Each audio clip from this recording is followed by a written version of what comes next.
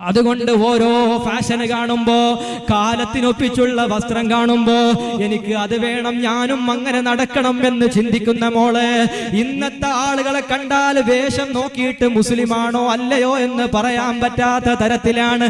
അനക്കം തെറ്റിയാൽ ഉളുക്കി വീഴും, ചെരിപ്പുമിട്ട് കാലില് ഒടുക്കമില്ല ചിരിച്ചും കൊണ്ട് കുണുങ്ങി കുണുങ്ങി നടക്കല്, മുറിക്കുപ്പായം തിരിച്ചിട്ടാലും മറിച്ചിട്ടാലും മോഡല്, മുഖത്ത് നിന്നും പഠിച്ചെടുത്ത 3/4 കിലോ പൗഡർ.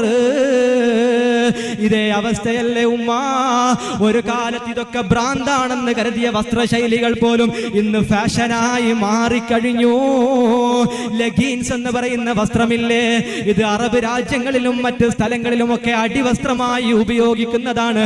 അതുപോലും കേരളത്തിന്റെ സംസ്കാരത്തിലേക്ക് വന്നപ്പോ നമ്മുടെ ഉമ്മമാർക്കും പെങ്ങന്മാർക്കും അത് മോഡലായി മാറിയില്ലേ?